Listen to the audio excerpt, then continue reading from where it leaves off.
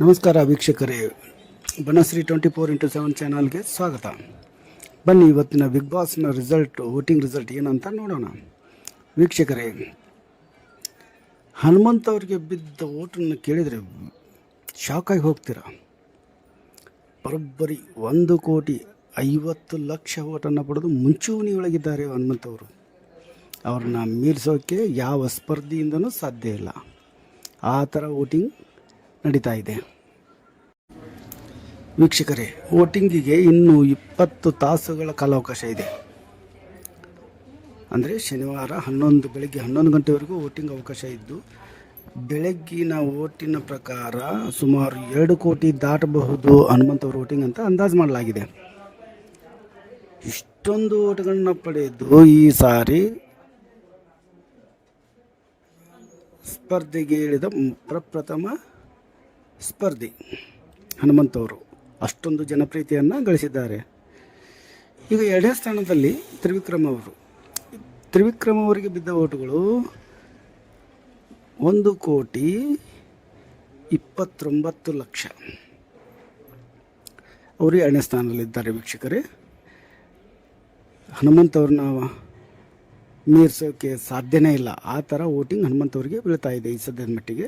ಕರ್ನಾಟಕದ ಜನತೆ ಹನುಮಂತ್ ಅವ್ರನ್ನ ಈ ಬಾರಿ ಗೆಲ್ಲಿಸಲೇಬೇಕು ಅಂತ ಪಣಾಟ ತೊಟ್ಟಿದ್ದಾರೆ. ವೀಕ್ಷಕರೇ, ಇನ್ನೂ 20 ಗಂಟೆಗಳ ಕಾಲಾವಕಾಶ ಇದೆ ವೋಟಿಂಗ್ಗೆ. ಅಷ್ಟರಲ್ಲಿ ಹನುಮಂತ್ ಅವರು ಗರಿಷ್ಠ ಅಥವಾ ಕನಿಷ್ಠ ಇನ್ನೂ 2 ಕೋಟಿ ದಾಟಬಹುದು ಅಂತ ಅಂದಾಜಿಸಲಾಗಿದೆ. ಹನುಮಂತ್ ಅವರು ವೋಟಿಂಗ್ನಲ್ಲಿ ಎಷ್ಟೊಂದು ಜನರ ಅಭಿಪ್ರಾಯ ಗೆದ್ದಿದ್ದಾರೆ ಹನುಮಂತ್ ಅವರು ಅಂದರೆ, ಪ್ರತಿದಿನ ಪ್ರತಿ 1 ಗಂಟೆಗೆ ಕನಿಷ್ಠ 5,000-6 ಲಕ್ಷ ವೋಟಿಂಗ್ ಬರ್ತಾಯಿವೆ ಹನುಮಂತ್ ಅವರಿಗೆ. ಈ ಸೀಸನ್ ಎಂಡಿಂಗ್ ಬಂದಂಥ ಮೂಮೆಂಟ್ದಲ್ಲಿ ಮತ್ತೆ ವೋಟಿಂಗ್ ಜಾಸ್ತಿ ಆಗೋ ಸಾಧ್ಯತೆ ಹೆಚ್ಚಾಗಿ ಕಾಣಿಸ್ತಾ ಇವೆ. ಆದ ಕಾರಣ ಈ ಸಲ ಬಿಗ್ ಬಾಸ್ ಹನುಮಂತ್ ಅವರೇ ವಿನ್ ಆಗ್ತಾರೆ ಅಂತ ಇಡೀ ಕರ್ನಾಟಕ ಜನತೆ ಆಶಿಸ್ತಾ ಇದೆ. ಅದಕ್ಕಾಗಿ ಎಲ್ಲ ಕರ್ನಾಟಕದ ಜನರು ದಯವಿಟ್ಟು ಹನುಮಂತ್ ಅವರಿಗೆ ಸಪೋರ್ಟ್ ಮಾಡಿ, ಅವ್ರನ್ನ ಗೆಲ್ಲಿಸೋಕ್ಕೆ ಪ್ರಯತ್ನ ಮಾಡಿ ಅಂತ ಹೇಳ್ತಾ ಇದ್ದೀನಿ.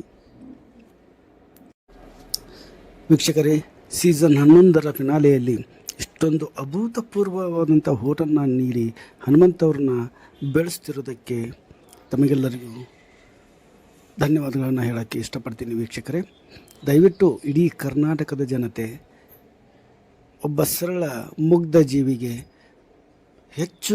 ಅತಿ ಹೆಚ್ಚು ಓಟನ್ನು ಹಾಕಿ ಈ ಬಾರಿ ಕಪ್ ಗೆಲ್ಲಿಸೋಕೆ ಅವಕಾಶ ಮಾಡಿಕೊಡ್ಬೇಕಂತ ತಮ್ಮಲ್ಲಿ ಕೇಳ್ಕೊಳ್ತಾ, ಸೀಸನ್ 11ರ ಕಪ್ಪನ್ನು ಹನುಮಂತ್ ಅವರ ಕೈಯಲ್ಲಿ ಹಿಡಿಯೋದನ್ನು ನೋಡಲೇಬೇಕು ಅಂತ ಇಡೀ ಕರ್ನಾಟಕ ಜನ ನೋಡಲೇಬೇಕಂತ ಇಷ್ಟಪಡೋದ್ರಿಂದ ದಯವಿಟ್ಟು ಎಲ್ಲ ವೀಕ್ಷಕರು ಹನುಮಂತ್ ಅವ್ರಿಗೆ ಸಪೋರ್ಟ್ ಮಾಡಿ ಅಂತ ಹೇಳ್ತಾ, ಇಲ್ಲಿವರೆಗೂ ವಿಡಿಯೋ ನೋಡಿದಂಥ ಎಲ್ಲ ವೀಕ್ಷಕರಿಗೂ ಧನ್ಯವಾದಗಳನ್ನು ಹೇಳ್ತಾ, ಮತ್ತೆ ಮುಂದಿನ ಅಪ್ಡೇಟನ್ನು ಮುಂದಿನ ವಿಡಿಯೋದಲ್ಲಿ ಕೊಡ್ತಾ ಇರ್ತೀನಿ. ಅಲ್ಲಿವರೆಗೂ ನಮಸ್ಕಾರ ವೀಕ್ಷಕರೇ.